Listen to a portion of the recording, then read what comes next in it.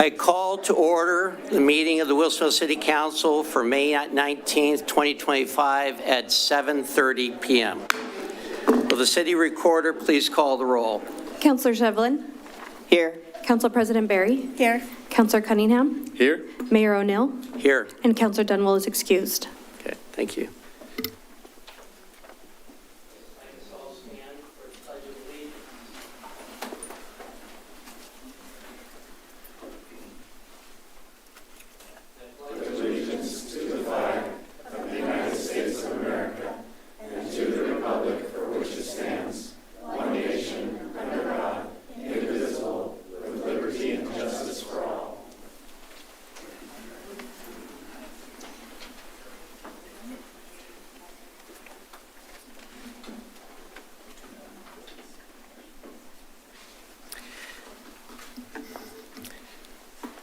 Since our last City Council meeting on May 5th, I would like to update the Council on a number of items.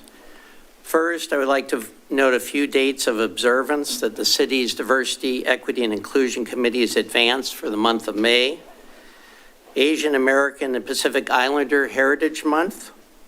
First of all, I wish to acknowledge this Heritage Month, and the City of Wilsonville proudly recognizes and celebrates the cultures, histories, and contributions of the Asian American and Pacific Islander communities, both across the nation and right here in Wilsonville. This month is an opportunity to honor those legacies, share stories, and continue building a community rooted in inclusion and mutual respect. We also celebrate Jewish Heritage Month this month. We have a lot to be thankful for this community, from advancing civil rights to enriching the arts, sciences, education, and public service. Jewish Americans have played an essential role in shaping the communities we live in today, including right here in Wilsonville. Also acknowledge a special monthly program. It's Bike Month Challenge. And speaking of monthly themes, our Smart Transit Agency is a co-sponsor of this. This is open to anyone living or working in the metro region and logging any bike trip on the Get There Oregon website, be it from commuting or just getting around. It gets their users can log bike trips to qualify for random weekly prize drawings and grand prize drawings, and to hold the title of team or individual Bike Month champions. For more information on all these, please see the city's website, wilsonvilleoregon.gov. And next, my favorite part, proclamations. In the City Council meeting packet for tonight's meeting, there are a number of proclamations I would like to call attention to. The first is the Pride Month Proclamation. The City of Wilsonville proclaims the month of June 2025 as Pride Month. The proclamation reads as follows. Whereas June is the month we celebrate LGBTQIA+ Pride Month, recognizing the significant contributions and struggles of the lesbian, gay, bisexual, transgender, queer, questioning, intersex, asexual individuals, as well as other identities not explicitly listed community. And whereas the Stonewall riots in 1969 were a turning point in the LGBTQIA+ right movement, and Pride Month is a time to remember and honor this historic moment. And whereas Wilsonville values diversity and embraces the richness that the LGBTQIA+ community brings to our city, and this month is a time to reaffirm our commitment to equality and inclusion. And whereas Wilsonville's LGBTQIA+ community is a diverse and essential part of our city who contribute to the widespread academic, economic, artistic, political, and social spheres within and around the Wilsonville community.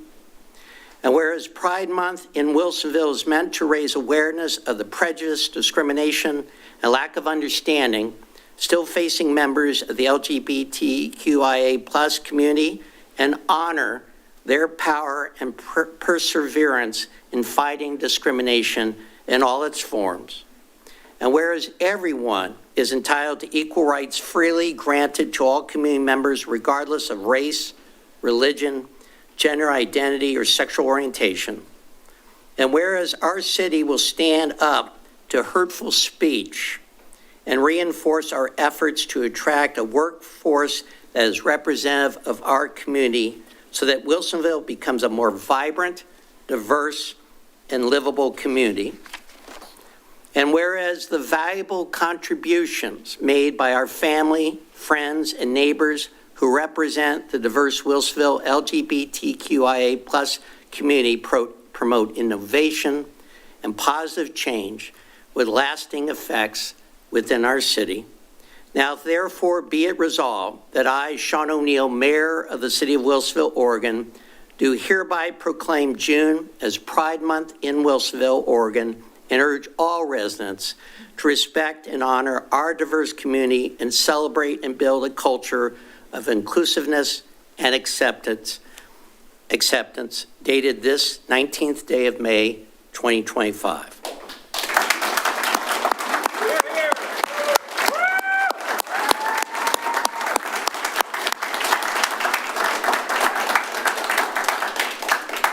I would also like to note that on Saturday, June 7th, from 2 to 4 p.m., that the city is hosting a Pride celebration and mural reception at Town Center Park. This event is sponsored by the city's Diversity, Equity, and Inclusion Committee and the Arts, Culture, and Heritage Commission. Now, I was hoping to have someone that I have a great deal of respect, Rick Wallace, to accept this on behalf of this community. And anybody else that wishes to come up, be a part of this, we'll do a picture. Rick's got rainbow gear on or anything. You want to see those rainbow hats? Get up here.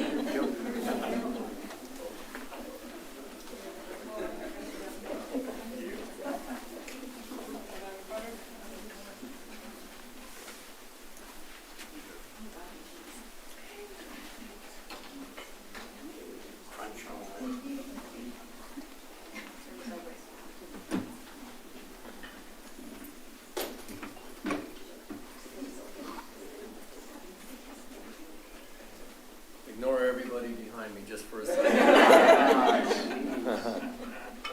I'm going to take 3 or 4. So, cheese, please. Oh. No, now I got to delete those pictures and take. All right, ready? Cheese. 1, 2, 3. Good, thank you.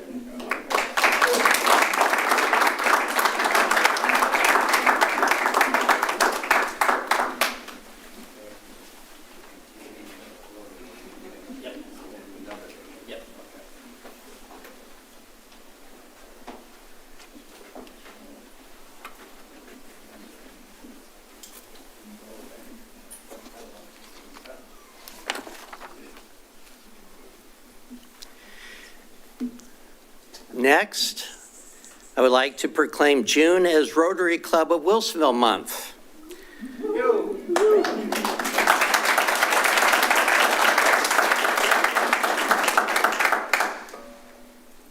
You'll get the clap at the end after we read all this. Whereas the Rotary Club of Wilsonville was founded in 1975 and is now celebrating 50 years of service to the Wilsonville community. That's amazing. And whereas the club conducts the Through a Child's Eyes or TASTE program at the Coffee Creek Correctional Facility in partnership with the Oregon Department of Corrections to promote healthy parent-child relationships and help break the cycle of incarceration.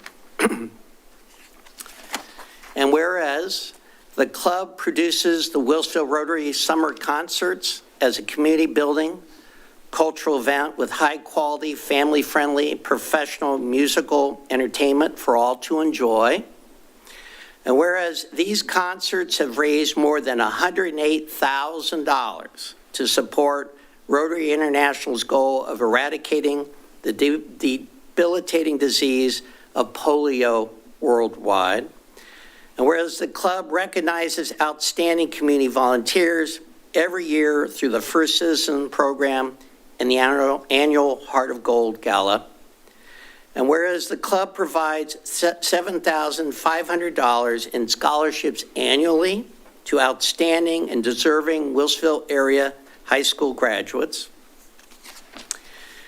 and whereas the club conducts a Rotary Youth Exchange program supporting inbound and outbound students for short-term and long-term exchanges that benefit the community and promote cross-cultural understanding, and whereas the club conducts several good eggs omelet breakfasts each year to support worthwhile local organizations, projects, and causes, and whereas the club conducts numerous one-time and ongoing service projects annually in support of students and community organizations, and whereas the club promotes the cause of world peace, hear, hear, with its local Peace Pole program, including at City Hall, and plans to participate with the city's cooperation in Oregon Peace Trail in making Wilsonville a city of peace. Now, therefore, the Wilsonville City Council hereby proclaims June 2025 as Rotary Club of Wilsonville Month celebration of the club's 50th anniversary. We commend the Rotary Club and its members for their outstanding contributions to the well-being of our city and beyond. We encourage community members to attend the Wilsonville Rotary Summer Concerts and to donate as you are able so we can together and end polio once and for all. And I'll add, which is not on the proclamation, join the Rotary, because they need all the help they can, and they are an excellent organization for our community. In witness whereof, we set our hands and cause the seal of the city of Wilsonville to be affixed this 19th day of May, 2025. And now, Wilsonville Rotary Club President Mike Bishop, a longtime community resident, is here tonight, I hope. He's filming, well, after he gets done filming, to receive the proclamation. Mike, please meet me up at the podium.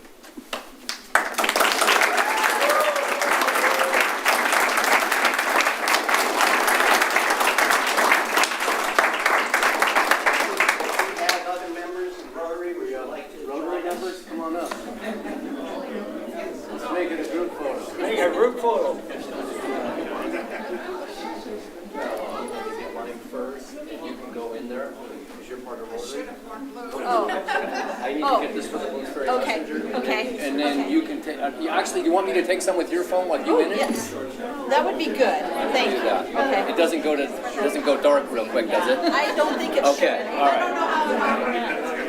I'm going to make one of the means. Well, that's not hard. Do you want to go first? Okay. I need to back up. Okay. Okay, folks. Are we ready? Oh, this stupid thing.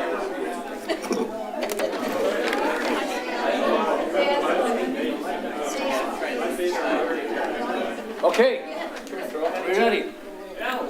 Say cheese. Oh, I got a long lens here. All right, 1, 2, 3. Stay right where you're at, because I have another camera here for a Rotarian. All right, and 1, 2, 3. And there's some other folks that want to go down. If y'all look at me, it'll be... On the side of the bus. Say Rotary. Hey, it was on video. Dina. Kyle, you've got about 5 different films here.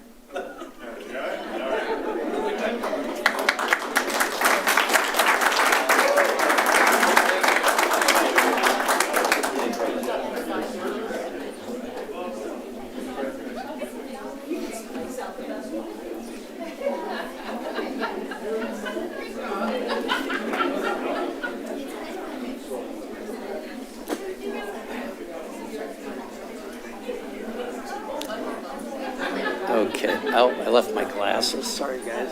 That's important.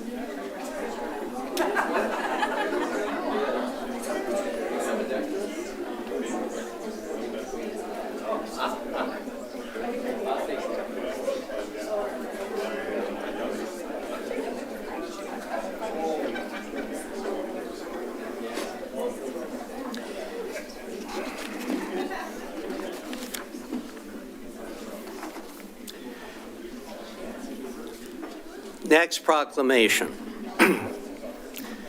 Also, May 18th through 24 is designated as National Public Works Week. This year's theme is People, Purpose, Presence. These three cornerstone ideals are what motivate public works professionals' service in their communities across the country. Meeting the needs of our community is what give public works its sense of purpose. Though public works professionals may never meet those whose lives have been impacted, because when they go right, because when they do things right, no one knows public works is there. Yet public works is ever present, working in the background to advance quality of life for all members of the community. Let's celebrate the 65th anniversary of National Public Works Week and express our gratitude to our city's public works professionals.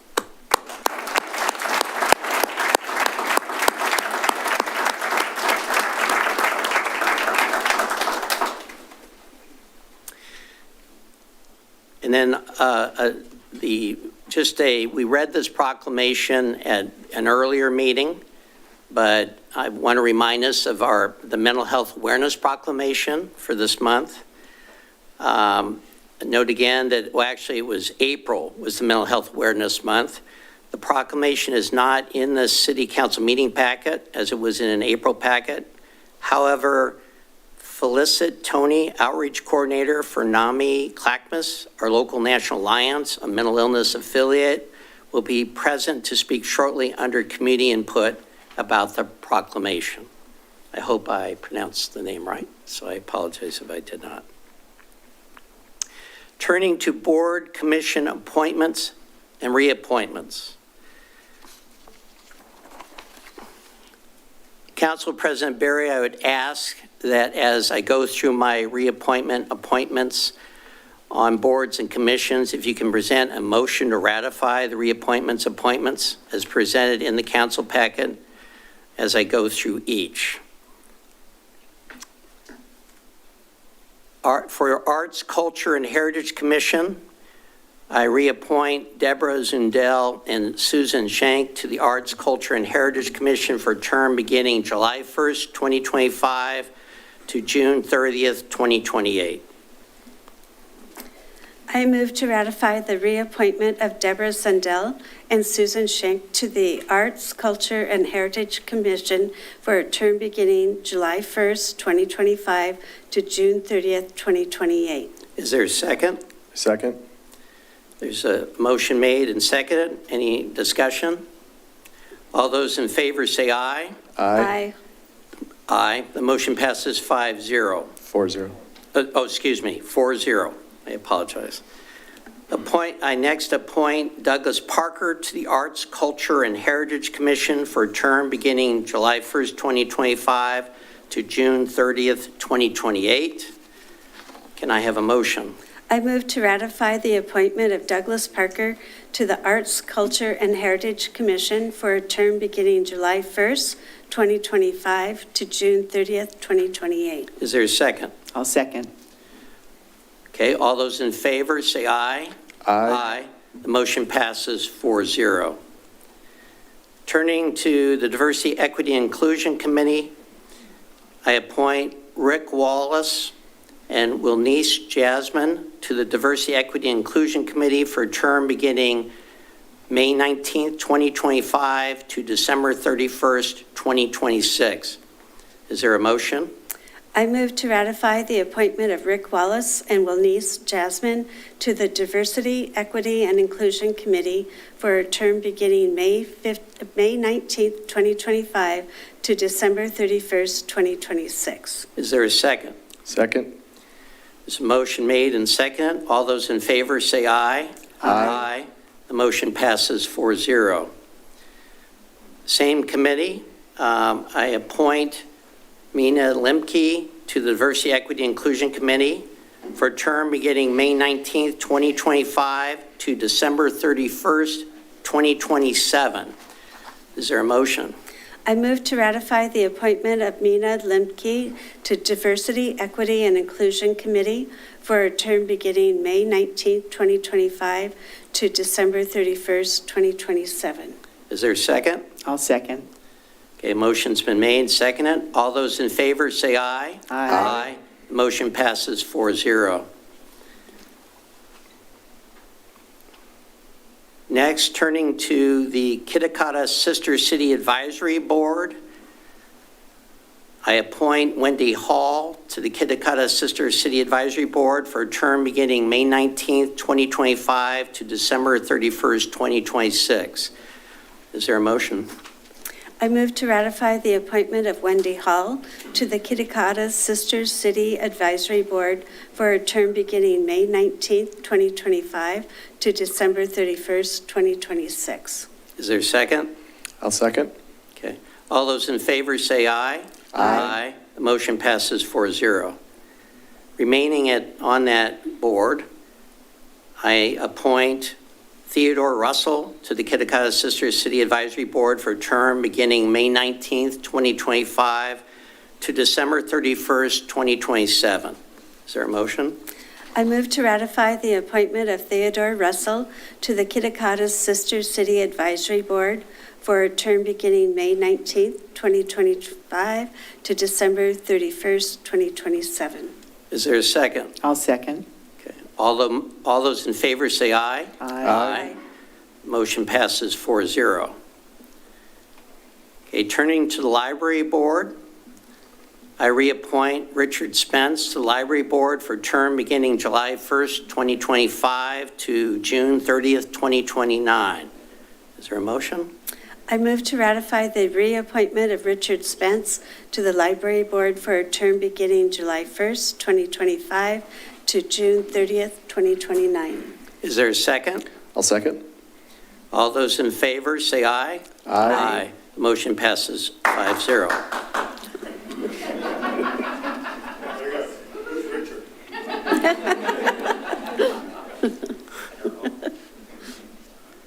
That was a joke, right? Turning to another appointment on the Library Board, I appoint Sarah Ebersole to the Library Board for a term beginning May 19th, 2025 to June 30th, 2026. Do I have a motion? I move to ratify the appointment of Sarah Ebersole to the Library Board for a term beginning May 19th, 2025 to June 30th, 2026. Is there a second? I'll second. Okay. All those in favor say aye. Aye. Motion passes 4-0. Turning to Parks, Recreation Advisory Board, I appoint John West and Christy Corno to the Parks and Recreation Advisory Board for a term beginning May 19th, 2025 to December 31st, 2028. Is there a motion? I move to ratify the appointment of John West and Christy Carno to the Parks and Recreation Advisory Board for a term beginning May 19th, 2025 to December 31st, 2028. Is there a second? I'll second. All those in favor say aye. Aye.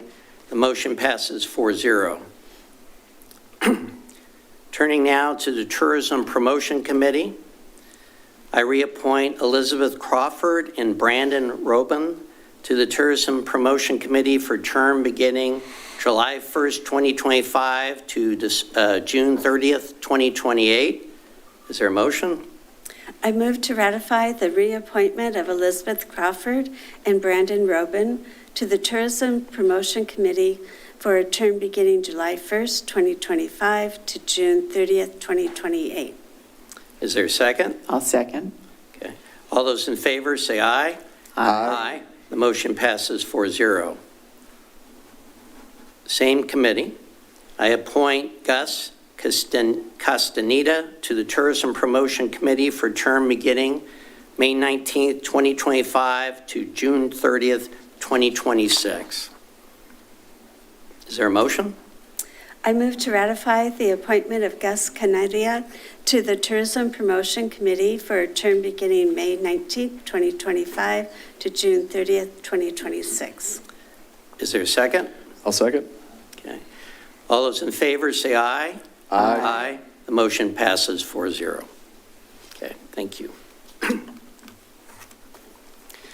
Turning to meetings, over the past 2 weeks, I've participated in a number of meetings and events with local area elected officials and community members. First, I participated in the C4 Metro Subcommittee. I attend this monthly meeting of the Clackamas County Coordinating Committee, Metro Subcommittee. It's composed of county and cities throughout the Metro regional government. In this meeting, we reviewed the status of various transportation and transit projects proposed for federal funding support. We also had a review of the Metro Regional Housing Coordination Strategy, which was mandated by House Bill 2003 that established the Oregon Housing Needs Analysis Framework. Metro is required to create a regional housing coordination strategy within 1 year of a UGB decision, which Metro did in December 2024 for the City of Sherwood's urban growth boundary expansion. The Oregon Housing Needs Analysis requires Metro to produce a list of actions that Metro will take to promote housing development and access. This process includes coordinating with local cities, housing production strategies, and looking how to fill identified regional housing gaps with specific resources, capacity, and tools. Next, I was invited by, I attended the Celebrate Trade Gala this past Thursday as a guest of South Korea. I was honored to sit at the main table with Consul General Yoon Soo, Consul Gwangil Gu, and Consul Jiho Choi from the Korean Consulate in Seattle, along with Counselor Sante Hong from the Korean Embassy in DC, and 3 members of the Korean Startup Center in Seattle, and Sungmin Park, owner of the Holiday Inn in Wilsonville. Wilsonville has a close and strong relationship with South Korea, particularly regarding the Oregon Korean Memorial and the Interpretive Center, which opened last year. During the event, at that table, discussions included fostering tourism and the upcoming commemoration of the 75th anniversary of the outbreak of the Korean War, the outbreak of the Korean War at the Oregon Korean Memorial in Wilsonville on Saturday, June 28th, 2025.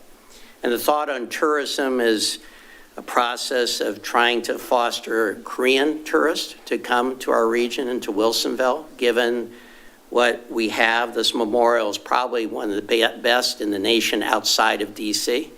And so anything that can foster tourism in our area is a good thing.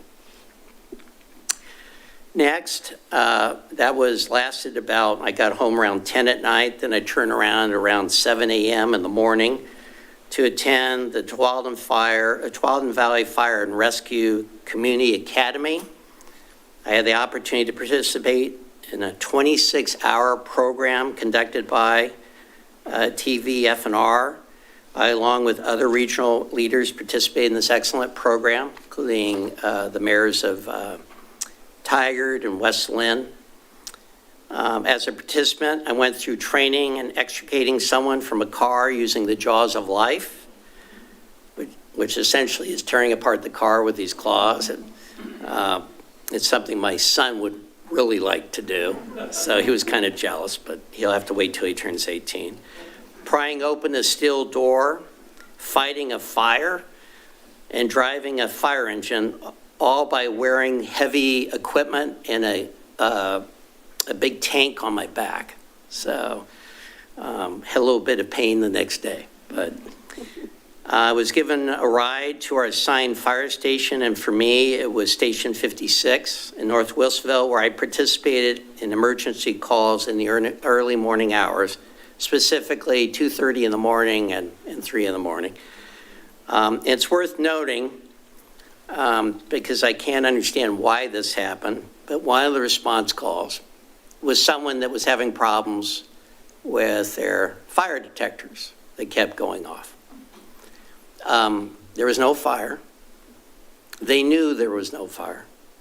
So they called the business line of the fire department, business line of 911, I guess, and to ask for help. And then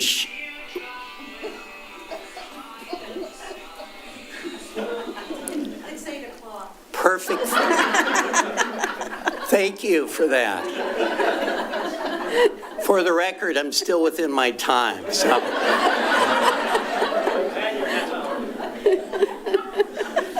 That's my bingo person and keeps me on top of things. So, but with that being said, here's the thing. Can you imagine saying, gee, I need help with my fire detector, and having a huge fire engine park in front of your house and an army of about 5 people come in your house to help sort you out? And the first thing they says, I didn't know that they were going to send a fire engine out. But they handled it this whole group handled it with such professional help. They went into her garage, got her ladder, replaced all her fire extinguishers. Now keep in mind, 2:30 in the morning, right? And they were very respectful. And that's just part of what they do. So then we return to the fire station. I go to sleep for about a half hour, and then we get another alert. And guess what that one was? Fire detector problem. But the other station grabbed it. But anyway, you learn a lot when you appreciate what they do, and how occasionally, if we don't make wise decisions when we contact them, the resources that we impact in protecting our community. So just keep that in mind. Okay, upcoming community events, the Beckman Bridge ribbon cutting. That's tomorrow on Tuesday, May 20th. The city is hosting a ribbon cutting event to celebrate the successful completion of the Beckman Dip Bridge and reopening of Beckman Road to through traffic on Wednesday morning. The free ribbon cutting event is scheduled to occur at the east end of the new Beckman Road Bridge, just west of Painter Drive. The event features light refreshments, remarks about the project, and the first opportunity to traverse the new bridge by foot, on cycles, or via smart shuttle. Attendees may park at Meridian Creek Middle School and take a smart shuttle or walk approximately a half mile to and from the event. The Beckman Bridge supports current and future growth of the Frog Pond urban growth expansion area of Wilsonville, as well as providing a much safer travel experience for everyone by eliminating the steep dip in the roadway.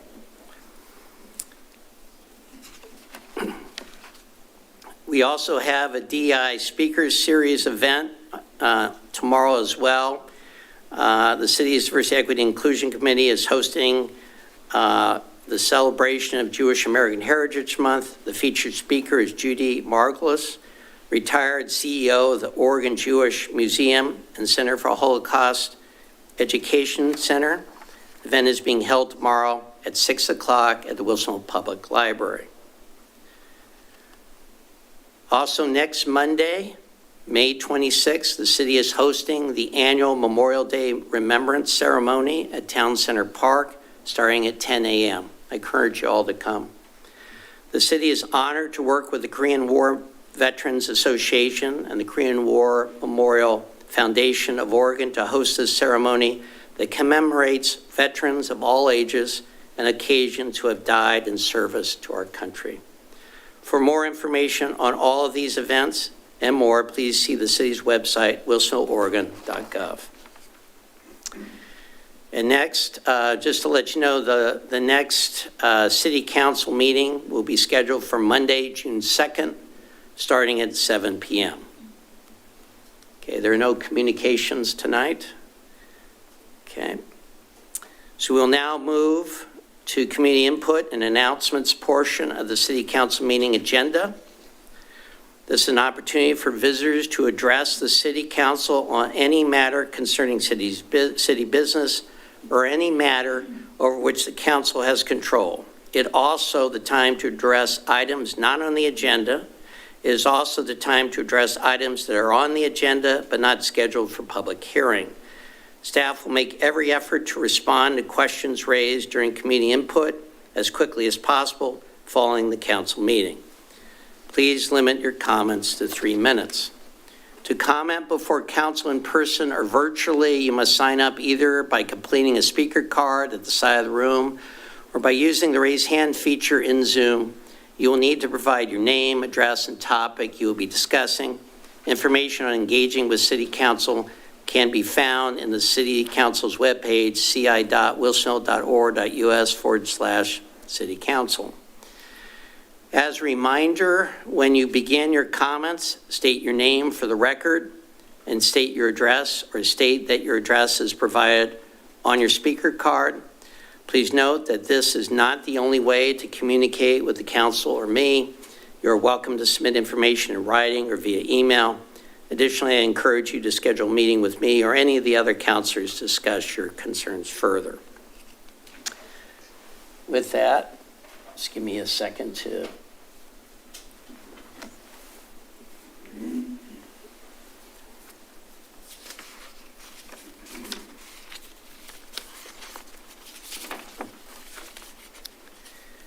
John Ludlow.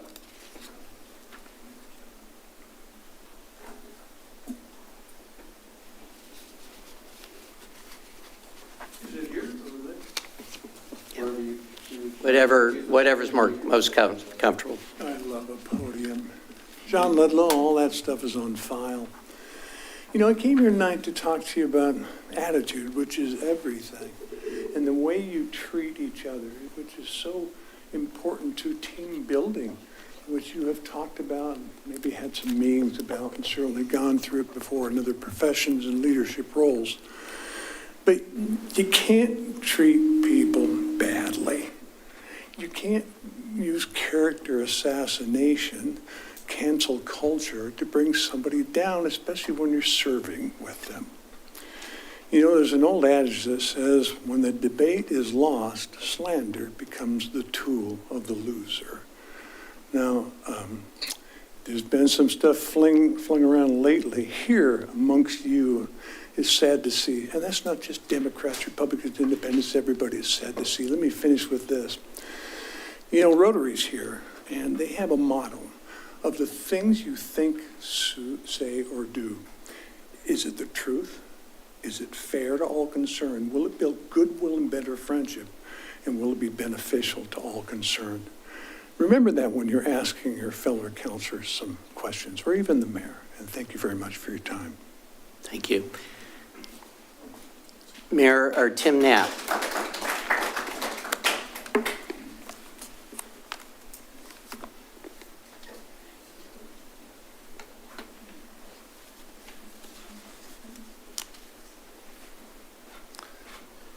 Good evening, Mayor and Council. Tim Knapp, 30-year resident. My information is on my speaker card. I wanted to talk to you just briefly a little bit about how you think about the city and its path forward. Under state law, it's not legal to just lock up the borders and say, well, nobody else is going to move here. You can't do that. We have to plan for at least a 20-year growth plan for our city. So the options are, you know, how do you want to plan for the growth of our city? The reality that I've observed is that cities that don't grow, don't stagnate, don't stay the same, they tend to die. And the advantages to growth is that we have a dynamic city with a lot of opportunity for people.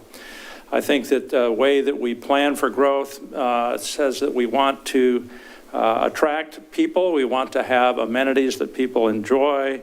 We want to have a desirable selection of different types of neighborhoods for people to live in. We want good employment, good jobs. We know for a fact that development of industrial and commercial. It takes less dollars in public dollars than probably neighborhoods for residential use do over the long run. So we want employment of many kinds, and we want to have an opportunity for the people that work in our community to live here. Don't like traffic? Well, we don't need to have everybody that teaches in our schools or works in our fire departments or police departments or our stores or our shops or anything like that have to drive in from somewhere else. We need opportunities for them to live here and work at the same place where they work. The city's obligation is to build amenities that people want and otherwise would not have. That means things like roads and sidewalks.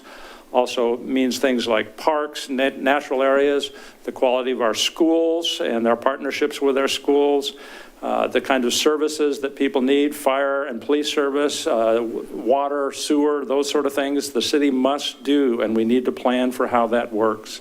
So all of these things are wishes or desires in the way we move forward. And how do we do that? Well, from a practical standpoint, the most practical way is to figure out how development can pay for itself. And the only way that that can happen that I've observed in my years is through the urban renewal mechanism.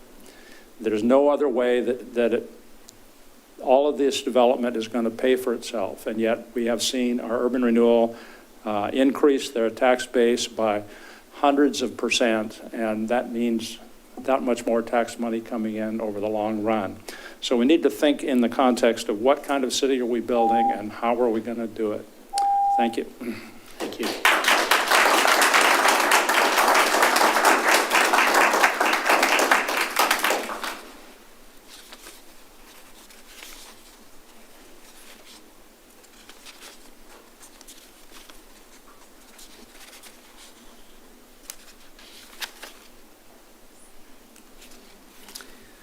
Bob Renfro.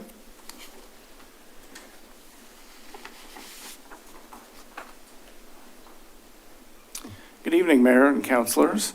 My name is Bob Renfro. I'm a Wilsonville resident, and my information is on file. I'm speaking tonight in support of Bus on Shoulder to Clackamas Town Center. The West Side Express service, commuter rail with service between Wilsonville and Beaverton, opened in February of 2009.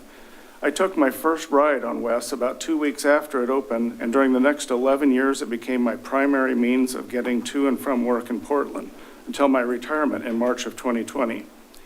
I found the 27-minute ride between Wilsonville and Beaverton Transit Center to be the most pleasant and relaxing part of my workday. From Beaverton Transit Center, I rode MAX through downtown Portland and on to Northeast Portland. My second choice for commuting to and from work was by TriMet bus number 96, which provides service between North Wilsonville and downtown Portland. A bit less comfortable and relaxing than West, it still gave me the opportunity to get to work and back without negotiating the rush hour traffic on I-5, which is anything but comfortable and relaxing. Driving my car to work was always my last choice. Having reliable public transportation is essential to a prosperous community. During the years I commuted by train and bus, I took thousands of trips and saved thousands of dollars on gas and wear and tear on my car. I also spent thousands of hours reading and doing work while traveling, rather than staring at the bumper of the car in front of me. Those many hours were also spent in a much safer environment because I was shielded from drivers who were speeding, distracted, drowsy, or under the influence. Currently, travel to West Lynn, Oregon City, and Clackamas Town Center by public transportation is indirect, infrequent, and time-consuming. Direct service from Wilsonville to West Lynn, Oregon City, and Clackamas Town Center will make transportation to these locations an attractive option for Wilsonville residents, especially for those commuting during rush hour. I heartily support the establishment of smart bus on shoulder service between Wilsonville and Clackamas Town Center. Thank you for listening. Thank you.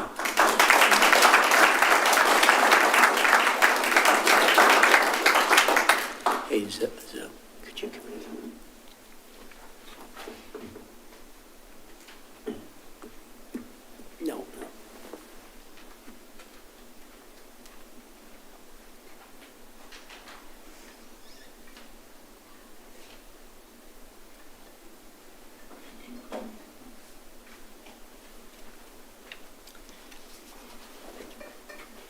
Pat Wolfram.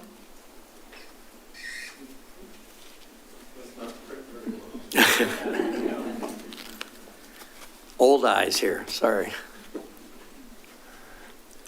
Thanks for this opportunity to talk. Yeah, I'm a Rotarian, Wilsonville resident for 37 years until I retired. My wife says we can't retire here.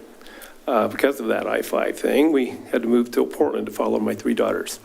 So I want to talk about 2 things that you may not know about Rotary, and they do affect this town.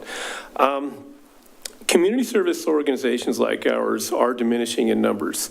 In fact, in this town alone, Kiwanis Club folded their doors 5 years ago. Fun in the Park has closed their doors. The Art Festival stopped operating. The Relay for Life doesn't function anymore. Boone's Ferry Days, which historically was a thing for 20 years here, it folded its doors in late 1987. I'd like to encourage you as the city leaders, the stewards of this town, to think about maybe helping alter that course. I'd like to give things in digestible chunks. I think a digestible thing would be, let's bring back something like Boone's Ferry Days. It's not a heavy lift, and we'll be side by side with you. We just can't tackle it. We got a lot on our plate, and we'll be side by side with you. We'll bring partners in, we'll help you fundraise, we'll help you bring energy to that event, but this town needs things that connect it. Every town is better for it, and we're missing many of those now. We try to support it with the summer concerts. It's not, it is wonderful, but it's still not something that celebrates our rich city history. You all know who Daniel Boone is, right? His grandson founded Boone's Ferry, and it closed in 1957, but still, that's a rich history. We have a lot to talk about here. So that's one thing. I'd like you to think about framing that and let organizations like us go side by side with you to put something together. The town could use it. Second thing, Rotary is, by definition, a center of civil discourse. What I mean by that is when you come to a Rotary event, you leave your political affiliations, your religion, your sexual orientation, all that bias at the door. You don't bring it in. And because of that, we see the better angels in people. In fact, there's a Rotarian that brought me into this club 16 years ago, and he and I don't see eye to eye politically on anything. We really don't. He's here today. But I love the man. But I see, I love the guy. I see his better angel. I see his better angel. Like, he doesn't define himself, nor do I, on what shows up in some other venue. But when you work side by side for a community good, either doing something to bring the community together, fundraise, or promote improving somebody's life, you see the better part of them. So if you have professionals that are looking for some grounding in this town, send them the Rotary. We help them with that. We help them learn how to lead, and they become better people, and our town gets better for it. Thank you.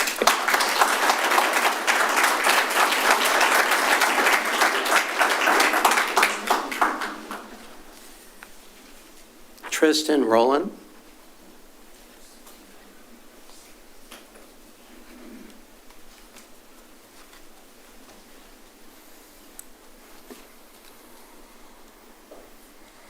Hi, I'm Tristan Rowland.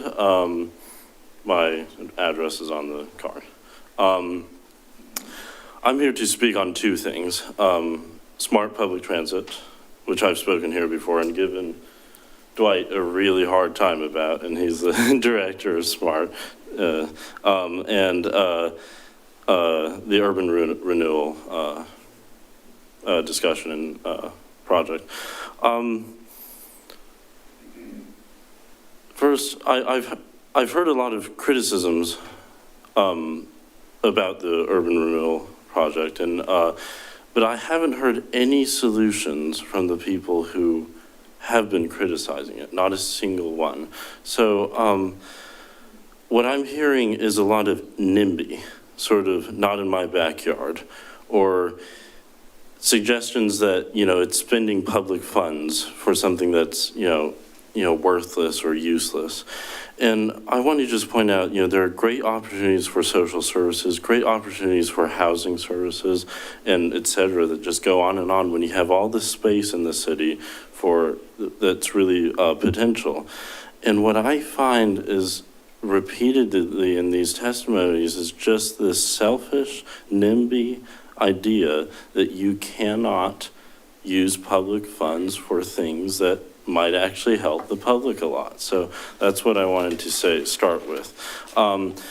Really quick on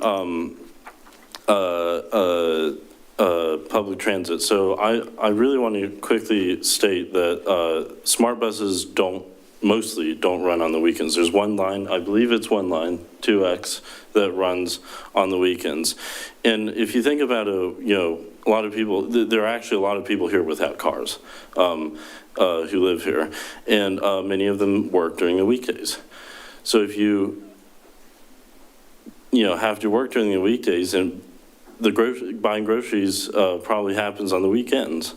And if you don't have a car, it's kind of hard to do that when there are no buses. Carry groceries for 5 miles, what are you going to do about that? So I think what I'm pushing for is an increase in revenue and appropriations and budgeting so that these funds can be appropriated through the legislative process so that buses will run on weekends, because this would be a real service to your community. And also, I would encourage you guys to ride smart sometimes. The drivers are really nice. Dwight's a great guy. And try it out. It's fun. All right. Thank you. Okay.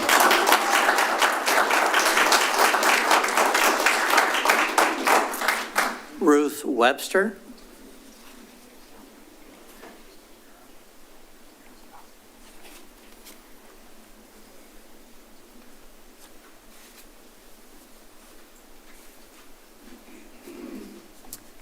Hello.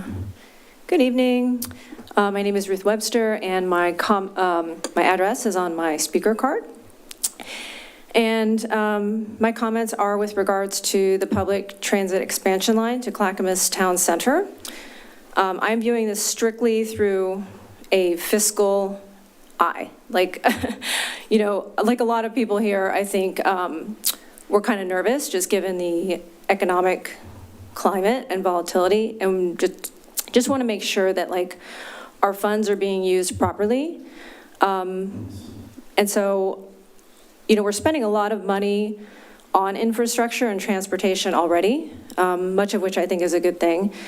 But I do want to understand the motivation for adding this particular public transportation route. Specifically, what benefits does the council think this will have for the Wilsonville community? What does the return on investment for this endeavor look like? Also, I was curious why this particular route was chosen, why this destination. Somebody was speaking to it earlier. I can understand, having routes to downtown Portland or whatever to make work-life balance easier. But this one kind of came as a surprise to me. So, if the goal is access to additional shopping or whatever, there's comparable shopping that's closer and presumably less costly. Finally, I'm just wondering if any negative impacts have been fully vetted and explored, and if so, what is the mitigation for any potential problems?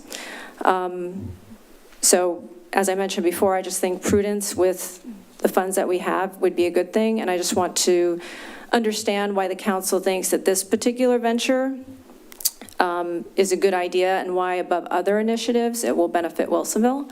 And if there's any documentation or any reading that's posted on the website that we can look over to help answer some of these questions, or maybe you guys can answer it for me, that would be great. So thank you very much. Appreciate it. Thank you. Natalie Dunn.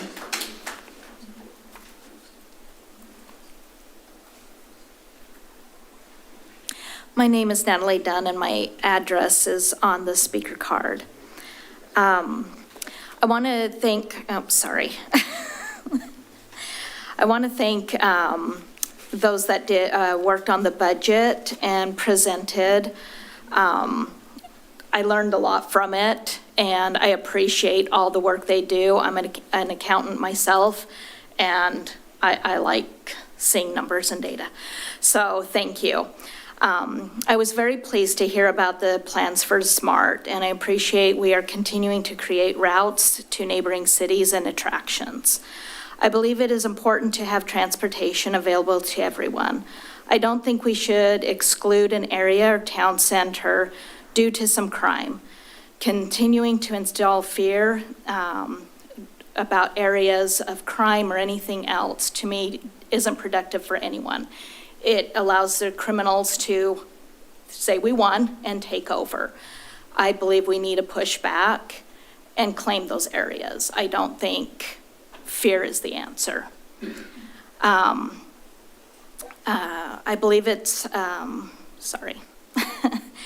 Clackamas Town Center is not a terrifying place, and it sounds like our transit department was very thoughtful in finding safe routes and stops for the smart patrons. I was also pleased to hear that they're the charging stations at our transit center. I know some had concerns regarding charging stations at our transit center may bring more crime, and I don't see or hear about coffee shops offering free Wi-Fi or our library offering free Wi-Fi or other services and a dry place to relax, encouraging crime or criminals to come here. So I don't think that's a big enough issue to stop a route because we think it's going to bring in crime. I don't want to live in fear, and I don't want to try locking our borders from our neighbor cities. This does not help to help us thrive or bring funds to finance the things we need to continue making this a great city to live in. We depend on our neighbors, our neighboring cities, and those cities depend on us. Thank you.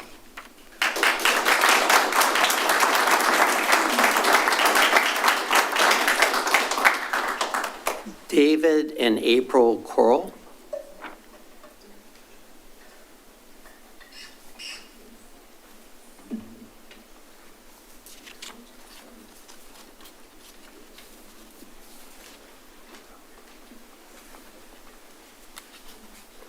Mayor and council members, thank you for letting us contribute to tonight's meeting. My wife and I are both residents of Wilsonville neighborhood. Our address is on the sheet. We also own a small business here in the city. We wanted to talk to you about Home Depot and the Sherry's. I believe, from what I've heard, that the city council has denied Home Depot's opening a branch here, a store here. I don't know if that's accurate or not. If it is, I'd just like to voice that I think we should reconsider that. We go to Home Depot probably twice a month with projects, and we visit the local Ace Hardware here whenever we can, but the selection's limited.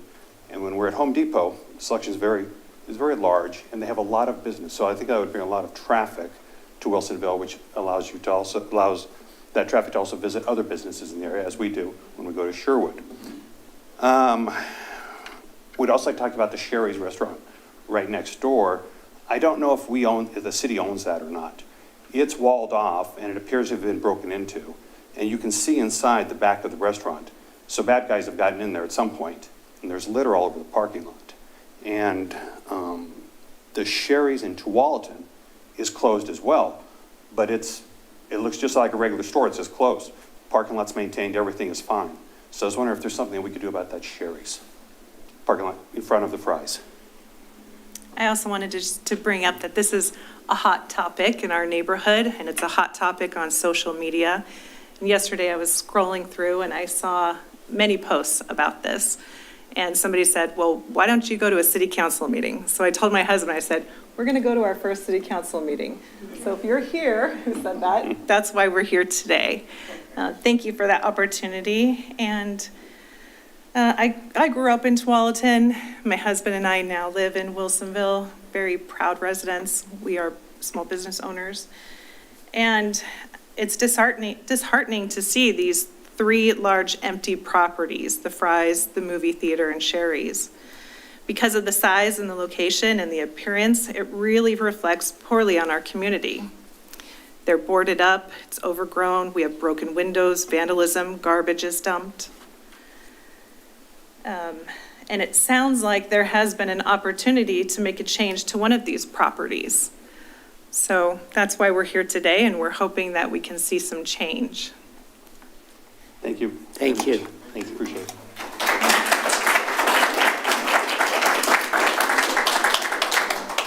it. Rick Wallace.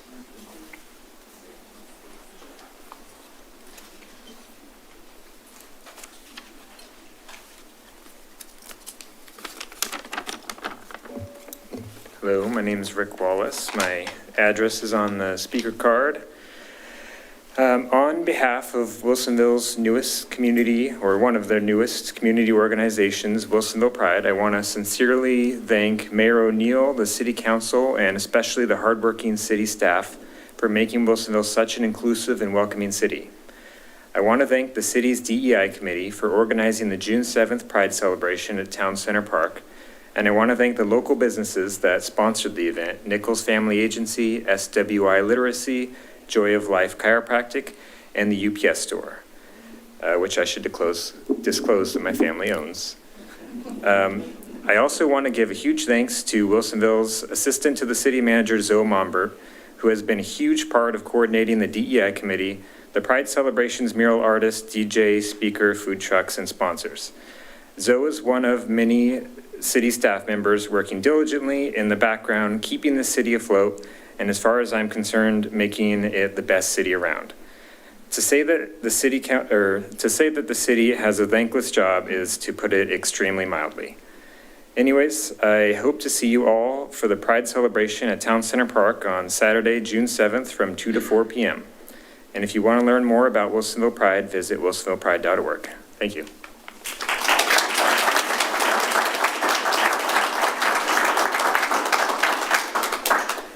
Dana Crocker.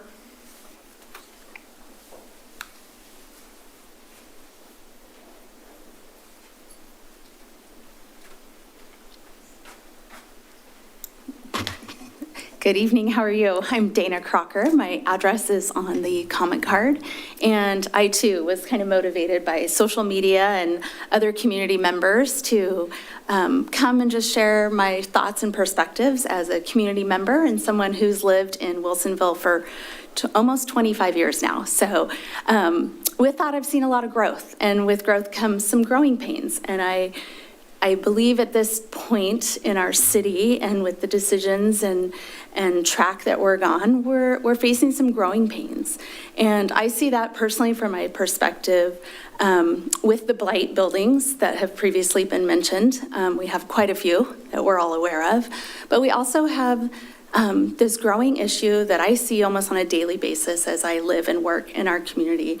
And that has to do with our houseless crisis of our transients. And while at nighttime, I know they may park here in City Hall and sleep here, but I see them moving around town constantly. And that's a growing concern that I have as a community member and someone who does do business here. And part of my business is bringing people into this community. And so that has come up as a question many times with people that are considering a move here. Like, what is the city doing to address this issue that we see of today? In fact, I saw 3 RVs that are well-known and pretty local staying in the Safeway parking lot. They're there on a daily basis. There's another one near Jiffy Lube where they bring out their generator and place it on the sidewalk during the day. That particular one, I've actually witnessed a family in. And so my concern is for them as well. What is the city doing to address the needs of those individual transients, as well as providing public safety and a safe place for them to be during the day? So I thank you for your work, and I know this is a growing pain that we're facing, but I hope that you'll truly take it into consideration of all the residents that live here, plus our transient community and their needs. Thank you. Thank you.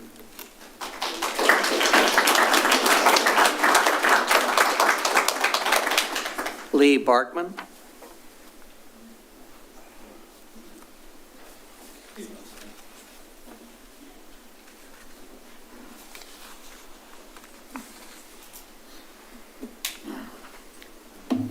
Hi, I'm Lee Barkman. Thank you. I live at 27170 Southwest Wood Avenue in Canyon Creek Meadows. And some of my fellow citizens have initiated a referendum requiring a citywide vote for any approval of an urban renewal process for infrastructure projects in Wilsonville. I've been trying to understand the reasoning and motivations for doing this. If the referendum passes, it will strip the city council of power to initiate public financing, which will certainly delay and probably prevent the city from acting on any long-term planning for the town center. Some of this anti-urban renewal coalition, some of the people in this anti-urban renewal coalition claim they are forcing this referendum on us because they don't have any meaningful input into the city's process. Some in the coalition allege the process is controlled by a shady cabal of liberal power brokers that is in cahoots with their allies in the Portland Metro. Others in the coalition admit that Wilsonville is bound to grow over the next decades, but claim that private developers using private money are the best vehicles to fund and build the city's infrastructure, future infrastructure. So we got two competing ideas of how to grow the city. One is through public process, where the planning and designing is done openly, using comprehensive approach that considers the needs and aspirations of the city as a whole. The other is to allow private individuals or groups driven by the profit motive to formulate their plans for the city. If we depend on private developers to initiate the process, you can be sure the planning will be done quietly, with little public oversight as developers and with as little public oversight as the financiers and developers can get away with. Anyone who's paid attention to projects like this knows this is how it always works. So the question is, how does private development give us, the public, a voice in the process? How can we use public funding to allow more public input compared to using the council to plan our future? If we abandon urban renewal, then we can forget about an integrated long-term plan. Development will be piecemeal at best. If the coalition thinks the city has failed to communicate intentions about this TCP, wait until the process is controlled by private developers. Since there are only two possibilities for infrastructure improvement, which one is most likely to be open and transparent? Which one will be driven by the needs and dreams of the city at large? My other question for the anti-urban renewal coalition is, what's your dream for Wilsonville? How would you describe what you want the city to be like in the next quarter century? I've searched, and all I've been able to gather from public comments and various media is a desire to bring big box stores with massive public parking lots in the city center. Is that their thing? I'll just close and say, since the anti-urban renewal is intent on dragging the city through another contentious referendum process, they owe us all what their vision is of how they see the city growing. So far, the vision, as far as I can see, is missing in action. I urge us all to defeat this referendum.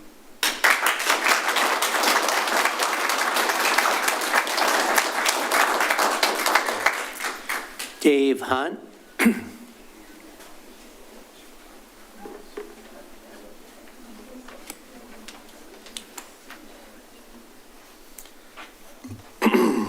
Good evening. My name is Dave Hunt. I have the privilege of serving as the executive director of NAMI Clackamas, and my address is on record. For those of you who are not familiar with NAMI, it's the National Alliance on Mental Illness. You did an excellent proclamation last month, which really outlined a lot of the problem. So I thought I'd come and share some additional solutions and opportunities that are available. Because as we look at NAMI's been operating in Clackamas County since 1978. Mental health has been around us a long time. Stigma, I think we're finally seeing, is starting to drop, which is a great thing. But the more we can better recognize mental health challenges in ourselves and those around us, the more we can actually get ahead of this and help people live very productive lives. NAMI, everything we do is free. Terrible business model, but all of the classes and support groups and one-on-one help we offer are free. Probably our most popular classes are peer-to-peer and family-to-family classes. Peers being those actually living with a mental health condition, family members being those who have a loved one who lives with a mental health condition.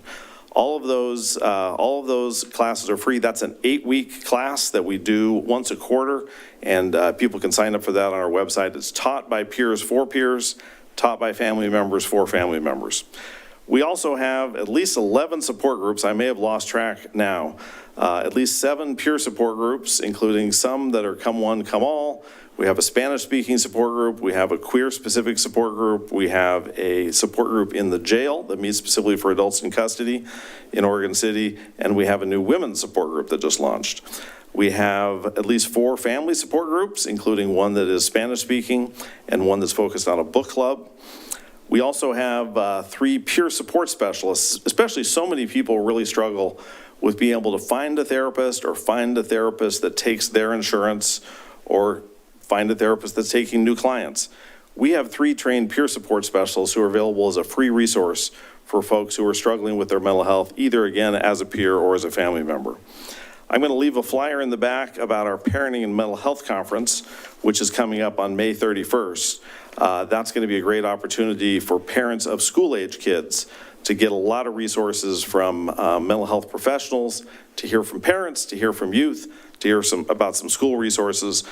But we're also happy any civic club, from Rotary to any business to a neighborhood association to a faith community, we're also happy to come out and share information about mental health. I say where 5 or more are gathered, we will go. My pastor doesn't like that. He thinks it should be where 2 or more are gathered. But we are happy to go out to speak about mental health to a variety of groups. And I would also note, finally, that we have a theater night at Clackamas Repertory Theater on June 26th. Clackamas Rep has donated a block of tickets. It's a fundraiser for NAMI Clackamas. We'd invite you to join us. Thanks for the opportunity to be here.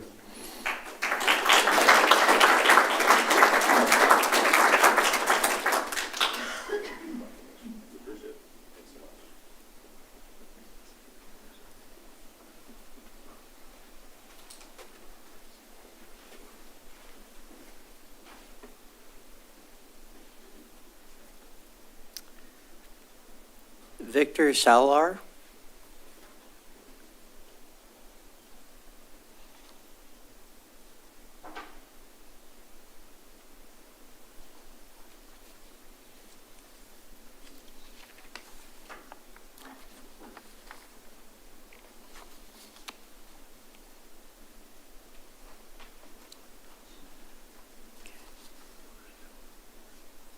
Mr. Salar?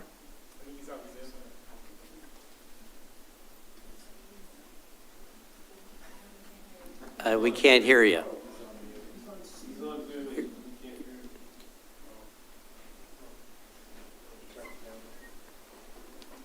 Okay, we can come back. That's fine. I kind of got 2 copies here. I didn't realize it was. Mary Rooney.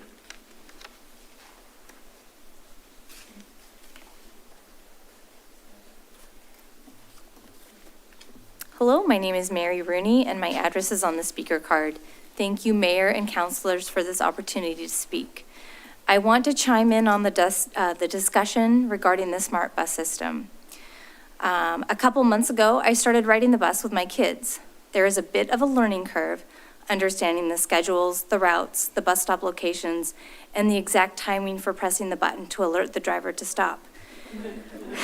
When riding the bus with my kids, figuring out who gets to press the button requires some additional negotiation. Having surpassed novice bus rider status, I can speak to just how great it is to ride the bus around Wilsonville. It offers a different perspective of our lovely town, and it's liberating to not have to worry about other vehicles or finding parking. My kids love riding the bus on our across-town adventures to the library, Town Center Park, or to Mr. Maple Donuts. And I see it as an untapped source of entertaining travel for families. Many different types of people rely on public transit, and we in Wilsonville are fortunate to have an exceptional system in place. If you haven't ridden the bus, I encourage you to try it out. The buses are clean, the drivers are helpful, and Wilsonville is a ride-free zone. Thank you.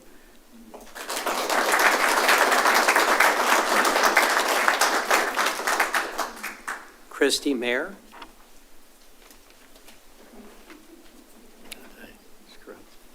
Is the chair option still available? Yes. I've never spoken to council, so this sounded like a little bit better for me. Less intimidating. Okay. Hi, my name is Christine Mayer, and my information is on the file card. Good evening, Mayor and councilors. I'm here tonight to speak about the proposed initiative to change how urban renewal is authorized in our city charter. I understand the council doesn't have authority over the petition process itself, but I believe it's important we all understand the bigger picture of what this would mean for Wilsonville.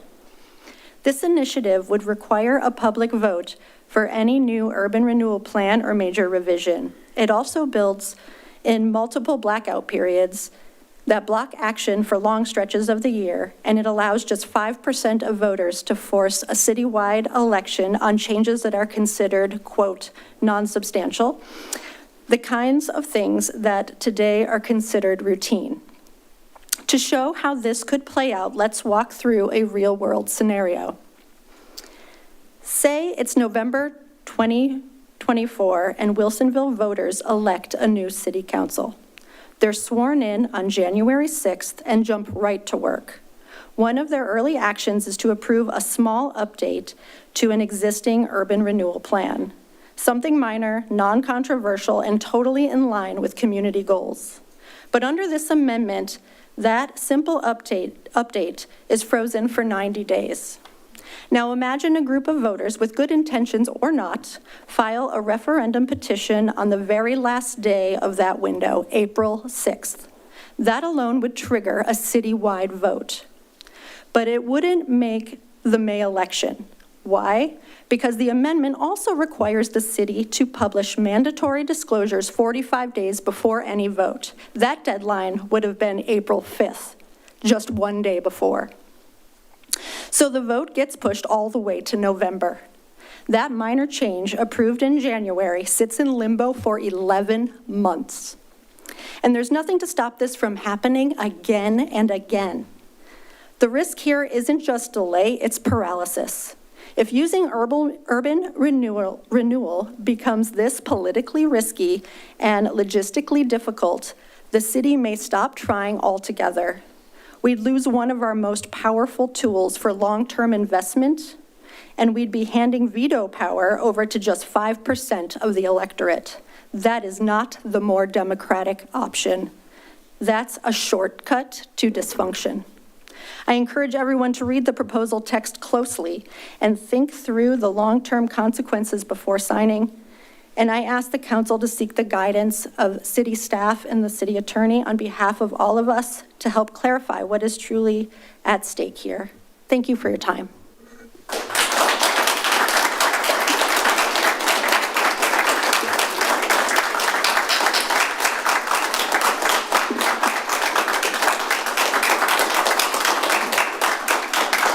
Bill Bagnall.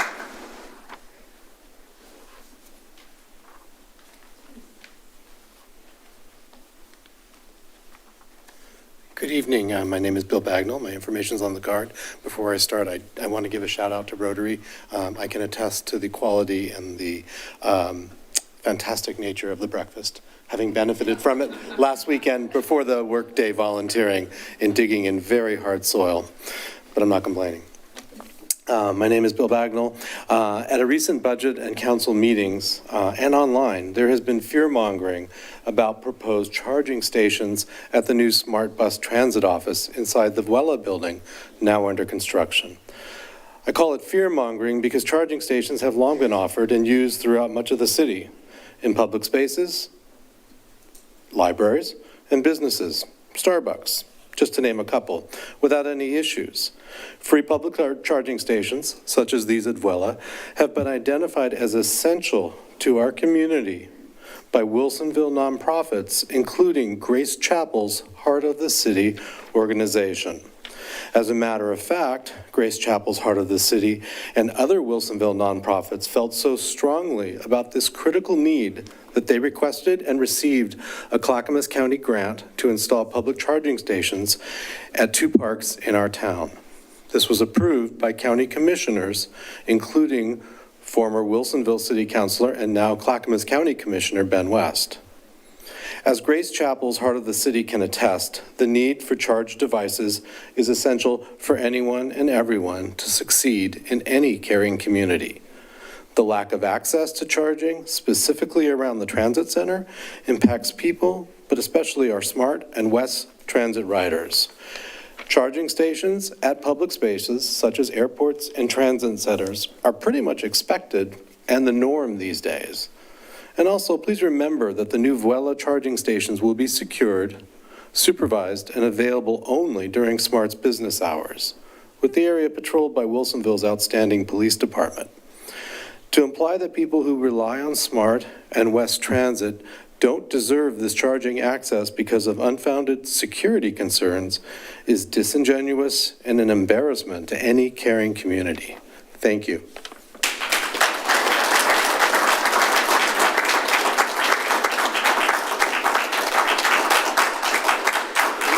Leonard Dunn. Leonard Dunn.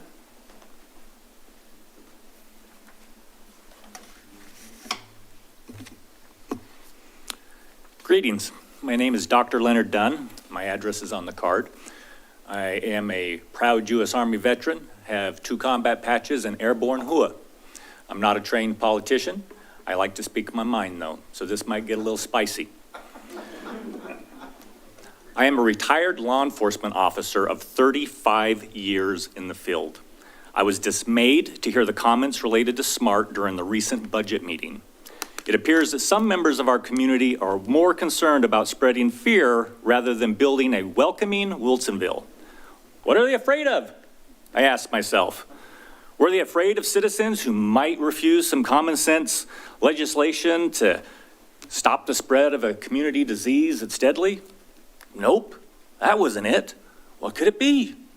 Were they afraid that citizens might think it's a good idea to cater to far-right extremists and make social media posts that claim that women are for sex only, that insinuate that women should know their place in society, and who think that bullying kids improves them and is necessary to maintaining a healthy society? Nope, wasn't that either. Well, my goodness, why are they so afraid of this bus? Were they afraid of people who made video posts of poor policing that championed violations of due process and made mockery of my profession?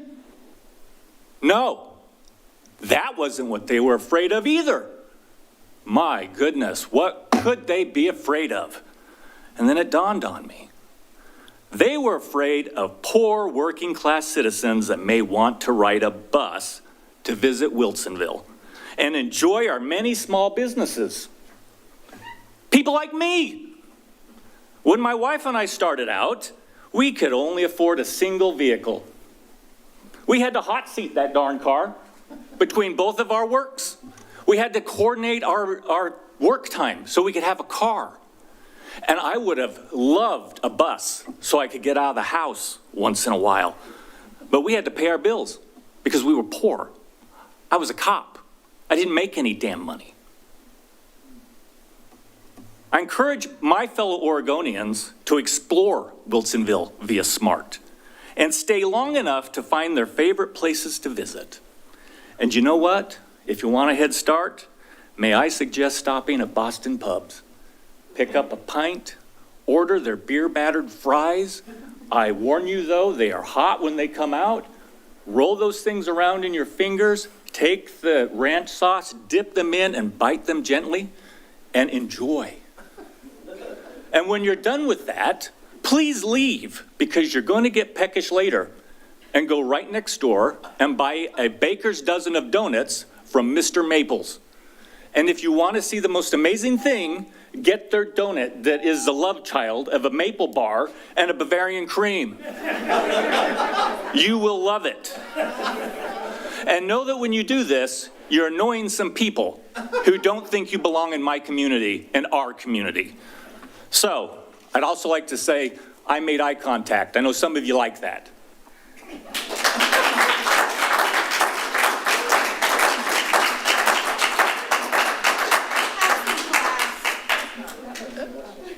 So do you think we have Vikrant Salar? Excuse me, Vikrant Salar.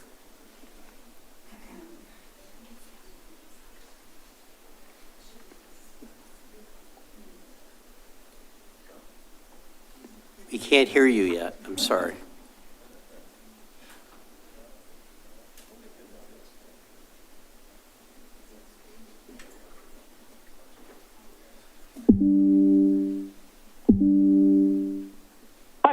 My name is Vikrant. Can you guys hear me now? Now we can. Thank you. Go ahead. Thank you, sir. Thank you, Mayor, council members, and member staff of the city. My all info is in the speaker card. My name is Vikrant. I'm a resident of the Wilsonville city, and I would like to speak on the utility billing fairness for a single-person households with respect to the water charges. What I have observed living here for a couple of years is that despite using only 1 to 2 units of water per month, I'm being charged a flat rate close to around $66 per month, which is composed almost entirely of a fixed base fees. This is inequitable, regressive, and discourages the conversational point of view. And I have included all these information in my detailed form that I have submitted to the city. So I would like that with respect to 95% of the charges which are fixed regardless of the usage, such as specifically talking about storm water and, the road fee especially lacks the fairness. And that's where applying the same flat rate to homes of vastly different sizes and run out of impact. I would like to give a couple of examples from Eugene, Portland, and City of Lebanon. They offer more equitable structures. They applied the tiered-based charges, impervious surface-based fees, and even discounts for seniors or low-usage households. I have outlined them in my exhibits that I have submitted. Oregon law, as per the statute 133.421 and the Public Utility Commission, that requires the utility rates to be just reasonable and non-discriminatory. The current model fails that test. Everyone benefits equally is not an equitable standard. Uniformity does not equal the fairness. So I respectfully propose the following policy changes. Introducing a lifeline rate for the verified low usage or single person households using or consuming the water. Creating a stormwater credit program for the properties with runoff mitigation. Number 3, scale fixed fees by occupancy or water usage history. And then lastly, publish cost breakdowns for each fixed fee to ensure the transparency.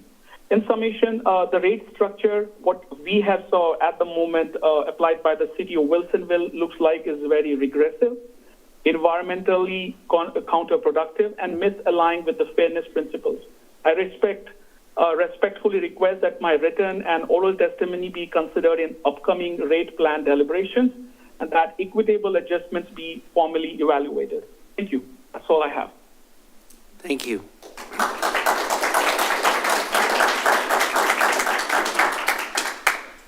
Okay, I think that's everybody. Do we have anybody else online? Okay. Okay, thank you for everyone that spoke tonight. Turning to councilor comments, liaison reports, and meeting announcements. Council President Berry. Thank you. Well, thank you to everybody that comes to the meetings. Seems like many of you come on a regular basis, and then we have new people that have come tonight too, and it's really appreciated. I'm just really grateful that you all take your time to participate. This weekend, I was at a family event, and one of my cousins who lives in Washington, we were talking about the city of Wilsonville, and she was saying, well, why does Wilsonville thrive as well as it does compared to the city where she's from? And she said, it must be the property taxes. And I was thinking, well, that's part of it. But I think it's because we have really good civic organizations like Rotary. We have citizens that are showing up to the meeting. We have many, many people who volunteer their time, like the people that we were appointed today. We have long-term volunteers, people like Dick Spence, that sets a really high bar for role modeling. We're just very lucky. And then the urban renewal is a really great financing tool. So I think Wilsonville is just very well thought out. We have great staff. Mark's in the back. Maybe it will be embarrassing him, but he mentioned that tonight's his last city council meeting. He's been on staff for 17 years as our public affairs director and has done an awesome job. So I just would like to wish him well. But I just feel so grateful to be part of the city of Wilsonville, and to be able to be on the council is a real honor. With that in mind, we've had different activities. The city budget, we've had a couple of meetings of that the last week or two. most people don't like budget meetings, but I do. I have found that, and I'm not exactly a finance person, but when you come to the city budget meetings, you learn about the entire city, and you get to hear from each department. You hear what they've done in the past and what they're hoping to do in the upcoming year. You get to see where the money is coming from and where it's going. It just is really a great experience. So I look forward to next year's budget meetings and passing the budget that's coming up. We're going to have the Beckman Bridge ribbon cutting. I'm looking forward to that. I'm going to attend a Clackamas County Cities dinner on Thursday. We're going to have a tour of the Willamette Falls. So I'm not only looking forward to seeing some of my peers, but getting to have that tour will be really interesting. On May 19th you've mentioned the Oregon-Korean War Memorial Wreath Ceremony. If you haven't attended that, it's in the morning, and it's a very nice ceremony where it kind of brings you tears to your eyes because you're recognizing other countries, but it also just makes you appreciate the people in the United States and where our hearts are and where we put our energy. Let's see. The other thing that I don't want to take up too much time because it's been a long meeting, but don't forget to vote. Tomorrow's our last day to vote for this election. So if you haven't already, be sure that you do. That's my message. Councilor Cunningham? Thank you, Mayor. So over the last couple of weeks, I shadowed the Washington County Coordinating Committee meeting last week, and then have had a myriad of conversations with numerous citizens, sit down over the phone, text messages I've received over all kinds of different ways. A lot of concerns out there in the community, a lot of concerns about the way that we're going to grow. And, everyone's going to have their position on it. Everyone's going to have their perspective on how they think that things should go. And I'm just grateful to this body that we come from a variety of different backgrounds and different places, different opinions. And I look forward to working with this body towards solutions for our entire city and to continue our work together so that we can serve you as the citizens of our community. So that's all I've got. Thank you. Councilor Ann Shevlin? Thank you, Mayor. Thank you to everyone that is here tonight. It is refreshing to see all of you and hear all of your diverse ideas. You are committed to our city as well, and your commitment is palpable. I also want to congratulate everyone who has been appointed or reappointed to a city committee. Look at the wealth of and the number of people that volunteer. And these are just the reappointments, to say nothing of the people that are currently active on committees. So thank you for all that received that appointment tonight and for each of you that continue to do your work for the city. Of course, I too was at the Budget Committee. Please know that making public policy decisions are not always easy. I believe that everyone on our council has the best in mind for our city, and we're going to try to make our very best decisions. But we also need to hear from you. We need to hear from staff. We need to understand the details of the budget. And so we're trying our best to make the best decisions, and I know we will continue to do so. I attended Clackamas County Coordinating Committee instead of the mayor. He asked me to stand in for him on May 8th, and that was my honor. And was able to speak up to the coordinating committee about some plans about bike and pedestrian pathways that would affect our city, that would enhance our city. So we asked for some consideration there. I met with a candidate that is interested in the appointment for House District 26 and learned a lot about that candidate. And just coming up, of course, we'll all be, I think, at the Beckman Bridge ribbon cutting. Don't want to miss that tomorrow. I am attending a little bit later in the week a meeting for the French Prairie Forum. This group is not unlike the Washington County Coordinating Committee and the Clackamas County Coordinating Committee, but it's a group from Wilsonville south of small cities such as Aurora, Hubbard, Donald, and we talk about some of the issues that are very similar to all of our cities. And again, later this week, I'll be attending another meeting for the Greater Portland Small Cities Consortium, so learning a lot there. That's all. I'll keep it to limited. It's been a late night, but I'm proud to serve on this council. Thank you. Thank you. Next item is our consent agenda. Will the city attorney please read the items on consent? Resolution number 3197, a resolution to allocate community enhancement funds for fiscal year 2025-2026. City Council President Barry, can I have a motion to approve the consent agenda? I move to adopt the consent agenda. Is there a second? A second. The motion has been approved. To approve the following order of agenda has been made and seconded. Is any discussion?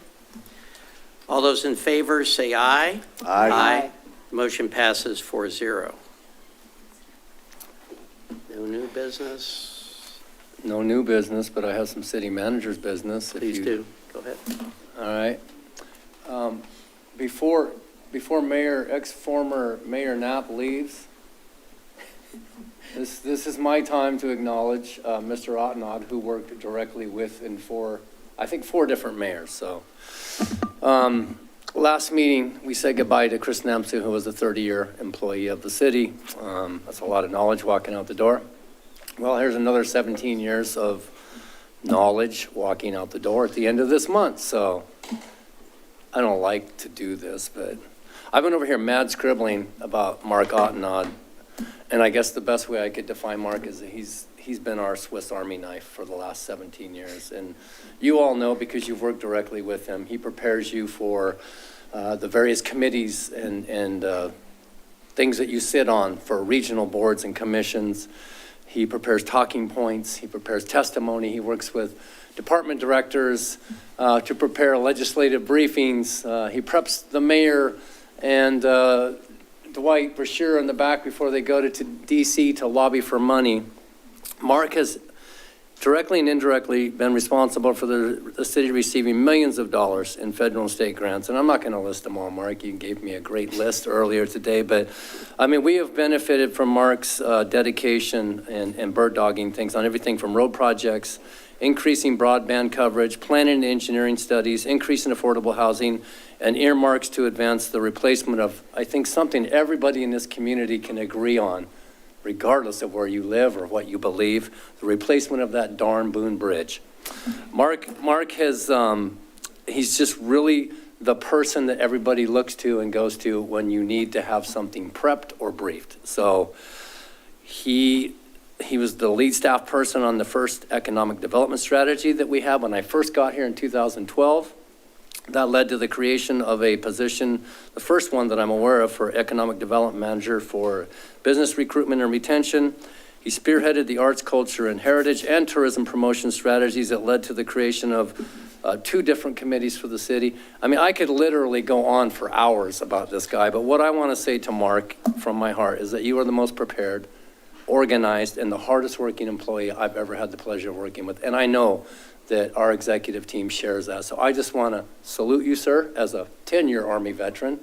I just want to say thank you for your public service, because I know it comes from your heart, and you've been an outstanding employee and advocate for the city. Thank you. Thank you. I'll stand up for you.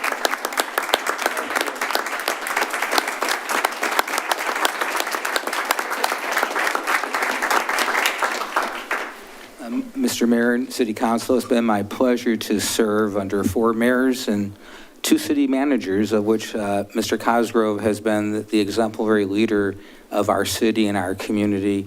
And I have been so pleased to be able to have served this council and this community for 17 years. So thank you. Thanks, Mark.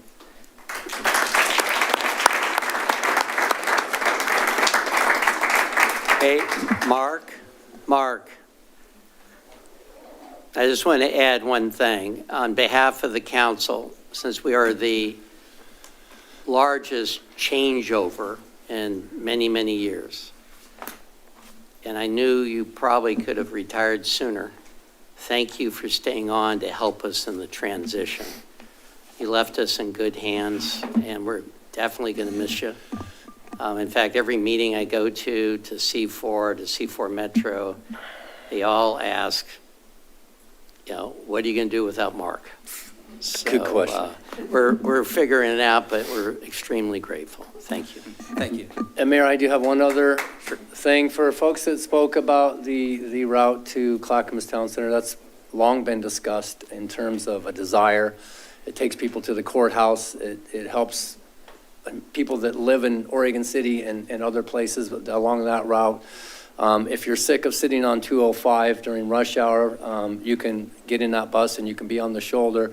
But I think the big thing is that I've heard is concerns about fiscal issues. That is completely 100% grant funded in perpetuity. And if it goes away, then there will be a discussion with City Council about whether or not we can continue that route. But it's being funded by multiple partners. But the biggest funding source for that is the State Transportation Improvement Fund. And I would recommend that if you have questions or concerns about that route, that you reach out to Mr. Brashear in the back. He's the good-looking gentleman in the back there that just raised his hand. He is extremely responsive and will dialogue with you and answer any questions or concerns that you have. So I hope that you take that opportunity. So I just wanted to get that out there because there's been a lot of comments about that. So thank you. City Attorney, do you have anything? Thank you, Mayor. As the council is aware, the City of Wilsonville, through South Metro Area Regional Transit, SMART Department, receives federal funding through the Federal Transit Administration to support Wilsonville's public transit system. Based on a template of the 2025 Federal Transit Administration Master Agreement for all FTA grants, staff will not be able to sign the master agreement in its present form due to terms that the city cannot comply with, particularly terms around assisting in immigration enforcement due to a state law that prohibits the city from doing so. To protect the city's interests and ability to continue receiving federal funding, staff seeks council authorization to engage in affirmative litigation to protect the city's ability to receive federal funding. So I'm happy to answer any questions for the city council on this matter, but otherwise I would recommend a motion for council to authorize the city attorney to engage in affirmative litigation on behalf of the city to protect the city's ability to continue receiving federal funding. Do I have a motion from council?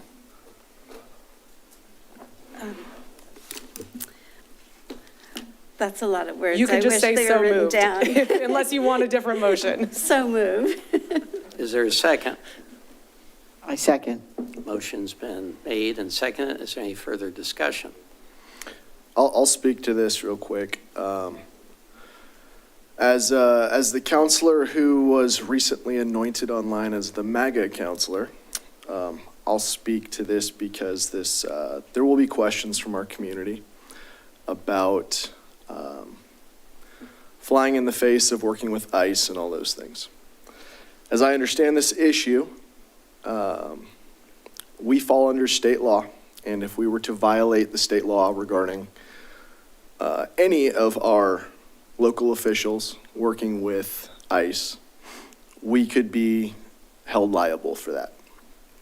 Therefore, given the 4 points that I use as my kind of guiding questions when looking at issues, including whether the citizens are the primary benefactors, are we spending our neighbors' tax dollars wisely, are we protecting personal property rights, and has the process been fair, open, and transparent, I will support this movement, this motion. Anybody else says? Okay. I'll only add that I quite frankly think it'd be helpful to have the Oregon Department of Justice step in as well, because it's really a conflict between what our state has. But other than that, any further? Okay. The motion's been made, seconded. No more discussion. All those in favor, say aye. Aye. The motion passes 4-0.